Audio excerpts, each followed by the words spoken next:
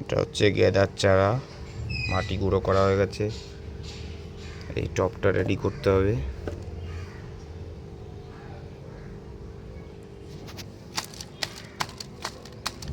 গাছটাকে টবটা দিকে ছাড়িয়ে নিলাম,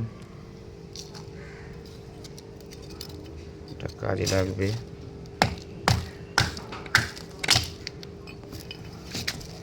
টব ভাঙাটা এখানে দিতে হবে।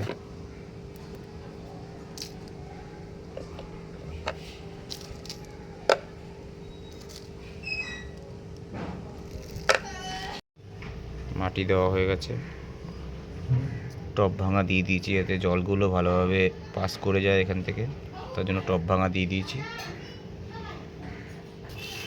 এবার মাটি দিচ্ছি।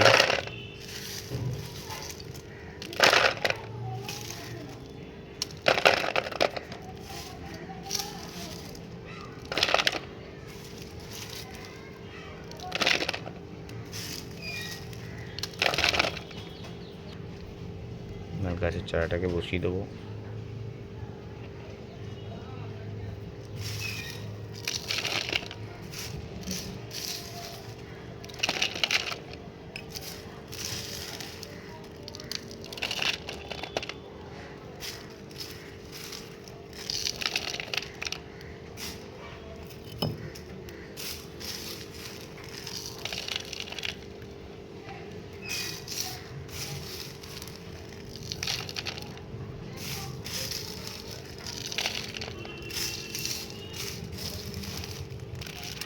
গাছটা কমপ্লিট পোতা।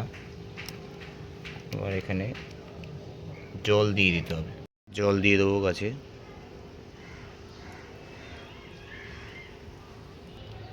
যেহেতু প্রথম গাছটা লাগিয়েছি একটু বেশি করে জল দিতে হবে। শুধু মাথায় রাখতে হবে লিকেজ সিস্টেমটা কেমন আছে, আপনারা ভালো করে লক্ষ্য করবেন জলটা দেওয়ার সাথে সাথে কীরকমভাবে লিক হচ্ছে জলটা। এই ড্রেনিং সিস্টেমটা খুব ভালো রাখতে হবে গাছ লাগানোর ক্ষেত্রে, তাহলে এই গাছ বাঁচবে।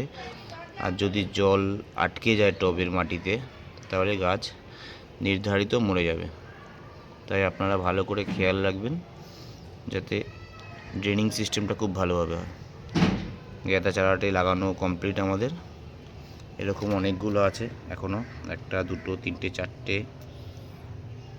এটা হচ্ছে পিটুনিয়া আছে দুটো, এটা লাগানোটার সময় দেখাবো।